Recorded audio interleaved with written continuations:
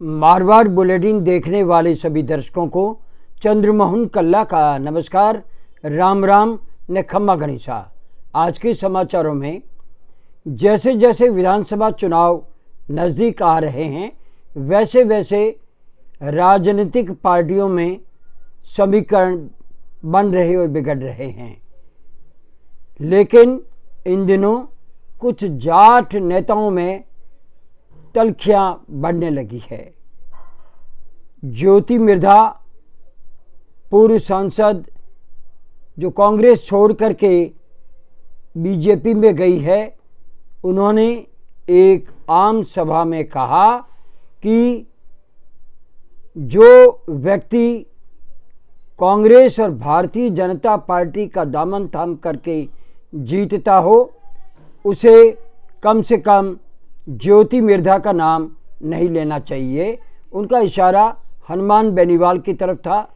वे Bharatiya Janata party के सहयोग से खीवसर के विधायक बने और भारतीय जनता पार्टी के सहयोग से ही वे सांसद बने, क्योंकि भारतीय जनता पार्टी ने रालोपा के लिए एक सीट छोड़ी थी।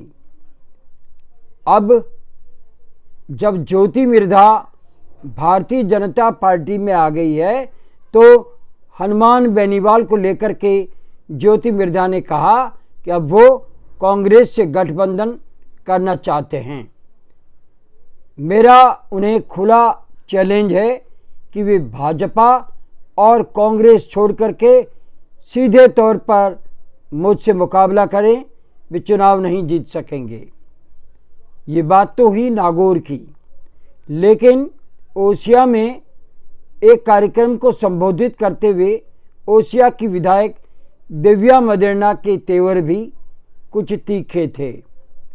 दिव्या मदेरणा ने कहा कि ज्योति मिर्धा जैसा बड़ा जाट चेहरा भाजपा में चला गया है, इसे किसान वर्ग को बड़ा नुकसान है। उन्होंने साथ में ये भी कहा कोई कहीं जाए हमें इससे कोई लेना देना नहीं।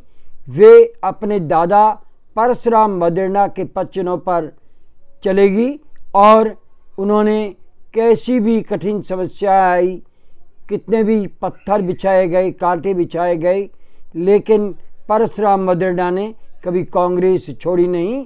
तो दिव्या मदेरणा भी उन्हीं के पच्चनों पर चलेगी। हमारे लिए कांटे बिछा दे, पत्थर बिछा दे, लेकिन कांग्रेस का साथ नहीं छोड़ेंगे।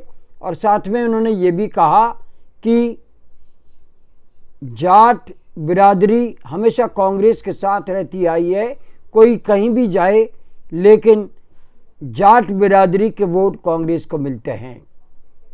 इस तरह से कुछ दिनों पहले हरीश चौधरी ने भी ये कह दिया था कि ज्योति मिर्धा के जाने से कांग्रेस को बड़ा नुकसान होगा और उन्होंने हनुमान बेनीवाल से गठबंधन पर स्पष्ट तौर से इनकार किया कि हनुमान बेनीवाल की कोई विचारधारा ही नहीं, तो ऐसे व्यक्ति से गठबंधन कांग्रेस नहीं करेगी। लेकिन सूत्र बताते हैं कि हनुमान बेनीवाल की इंटरनली बातचीत कांग्रेस हाईकमान से चल रही है। अगर वे इंडिया संगठन में शामिल हो जाते हैं तो ये तय मान करके चलिए कि राजस्थान में रालोपा और कांग्रेस का गठबंधन होगा।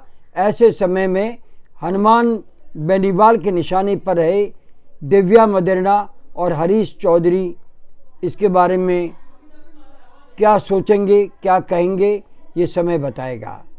बहरहाल आज इतना ही, लेकिन जाते जाते आपको एक आवश्यक सूचना दे दें कि एक तरफ मुख्यमंत्री अशोक गहलोत ने 50 जिले घोषित कर दिए, तो दूसरी ओर ये सुगबुगाहट शुरू हो गई है कि प्रधानमंत्री नरेंद्र मोदी राजस्थान के 2 टुकड़े कर सकते हैं। उन्होंने हाल ही में एक बयान संसद में दिया है जो कि उन्होंने उत्तराखंड और जो बिहार से अलग हुए राज्यों को लेकर के दिया था झारखंड को लेकर के दिया था और इसके बाद में उन्होंने ये भी कहा था कि ये राज्य आज उन्नति की ओर है। तो इसी के आधार पर ये कहा जा रहा है कि राजस्थान में भी शीघ्र ही बंटवारा हो जाएगा और मरु प्रदेश बन सकता है। देखते हैं ऐसी संभावनाएं कहां तक पहुंचती है, लेकिन ये तय है कि विधानसभा चुनावों से पहले बहुत कुछ खिचड़ी पकने लगी है, चाहे वो कांग्रेस हो, चाहे वो बीजेपी हो, चाहे वो रालोपा हो या चाहे वो आप पार्टी हो। आज बस इतना ही।